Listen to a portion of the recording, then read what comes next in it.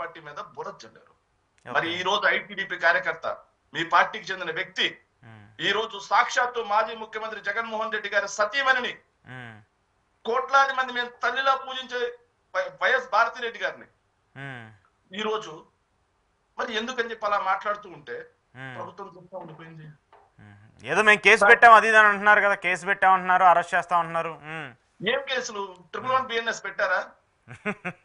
ఆ, 111 బిఎన్ఎస్ పెట్టారా? ఓకే. నేను అడుగుతున్నాను సార్, పీటీ వారెంట్లతో రాష్ట్రం అంతా తిప్పడానికి సిద్ధంగా ఉన్నారా?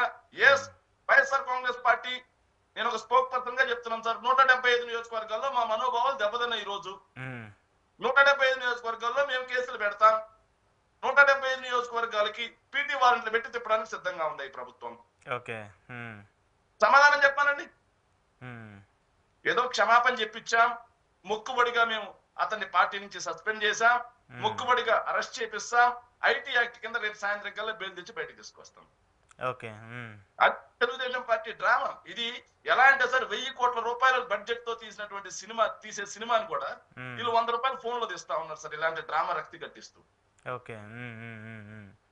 సో ఇవన్నీ కూడా ఆరోపణలు మాత్రమే. సరే, ఓకే, ఇతను ఓకే, చేబ్రోలు కిరణ్ అంటే ఓకే, గతంలో కూడా మీ పార్టీ మీద ఎక్కువగా విమర్శలు చేస్తూ వచ్చినటువంటి కొంతమంది ఉన్నారు. కిరా కార్పి లాంటి వాళ్ళు కావచ్చు, లేదంటే సీమరాజా లాంటి వాళ్ళు, వీళ్ళందరూ కూడా చాలా పెద్ద ఎత్తున ఇంకా చేస్తూ ఉన్నారు. అంబటి రాంబాబు లాంటి వాళ్ళు అయితే డైరెక్ట్గా ఆయనే కోటేసుకొని హైకోర్టుకు వెళ్ళి వాదించేటువంటి ప్రక్రియలను కూడా మనం చూస్తూ వచ్చాం కదా. సార్, రాష్ట్రంలో పరిస్థితులు ఎలా ఉన్నాయంటే సార్, రాష్ట్రంలో పరిస్థితులు ఎలా ఉన్నాయంటే, సీమరాజా అనే ఒక వ్యక్తి తెలుగుదేశం పార్టీ మోచేతి నీళ్లు తాగుతూ, ఏదైతే లోకేష్ దగ్గర నెలవారీ జీతం తీసుకుంటూ, ఇలా వైఎస్ఆర్ కాంగ్రెస్ పార్టీ కండువ వేసుకుంటాడు.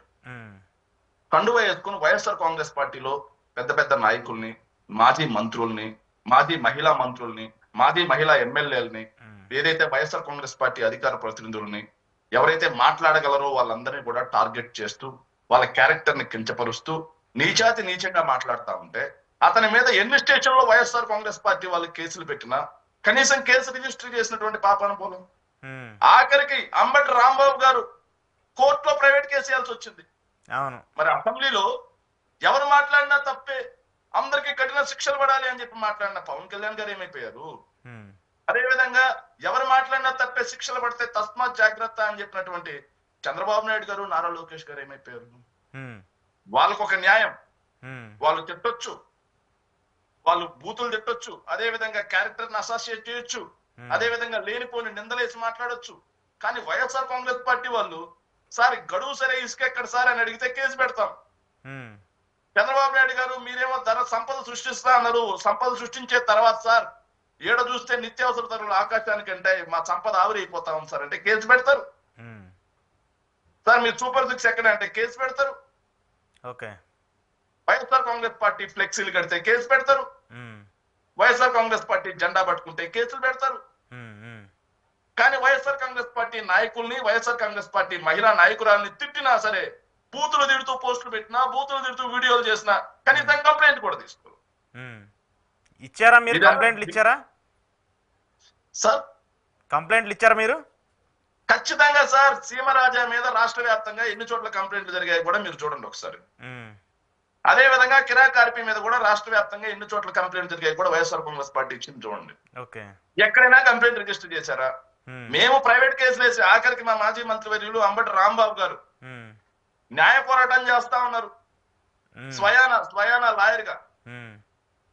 అయినా సరే అతన్ని అరెస్ట్ చేసిన దాఖలాలు పోలేదు.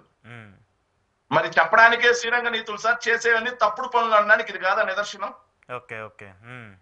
సో మళ్ళీ చెప్తా ఉన్నాం సార్, ఎవరైతే అధికార మదం బట్టి, అధికార అహంకారంతో ఎవరైతే ఈ రోజు అవాకులు చబాకులు పోలుతున్నారో, ఎవరైతే అనవసర ప్రేలాపనలు పడతా ఉన్నారో వాళ్ళందరూ కూడా గుర్తుంచుకోవాల్సింది ఒకటే, రాజకీయాల్లో విమర్శ సద్విమర్శగా ఉండాలి. రాజకీయాల్లో విమర్శ కాస్త పతాక స్థాయికి చేరి వ్యక్తిగత విమర్శలు, వ్యక్తిగత దూషణల స్థాయికి వెళ్తే, మళ్ళీ చెప్తున్నాం, అధికారం ఎల్లకాలం శాశ్వతం కాదు. ఈ రోజు అధికారం ఉంది కదా మాకు శుక్రమణ దక్ష ఉంది అనుకుంటున్నారేమో. మీరు ఆ మాట్లాడే మాటలు మొత్తం కూడా మీకు ఏలు నాటి సరి నెత్తి మీద కూర్చోబెట్టే మాట్లాడుతున్నారు. అవే అవే ఆ మాటలే, ఆ తప్పుడు కూతలే. కాలచక్రం ఇలా తిరుగుతుంది, అధికారం కూడా ఇలా మార్పిడి జరుగుతుంది. ఆ రోజు మిమ్మల్ని ఎవరైతే ఈ రోజు ప్రేరేపించారో, ఎవరైతే ఈ రోజు మీకు డబ్బులు ఇచ్చి ఇలాంటి వీడియోలు చేస్తున్నారో వాళ్ళెవ్వరు కూడా తోడుంటారు. ఓకే, ఖచ్చితంగా ఖచ్చితంగా. ఆ రోజు చట్టం ముందు ఖచ్చితంగా దోషులుగా నిలబడతారు. ఓకే. రాష్ట్ర వ్యాప్తంగా 175 నియోజకవర్గాల్లో వందలాది కార్యకర్తల మనోభావాలు దెబ్బతింటున్నాయి. అది కాస్త వేలాదికి చేరుద్ది. వేలాది మంది మనోభావాలు దెబ్బతింటే మీ భవిష్యత్తు ఎలా ఉండబోతుందో అర్థం చేసుకోమని మీ ద్వారా విజ్ఞప్తి చేస్తున్నా, అలాగే హెచ్చరిస్తున్నానండి.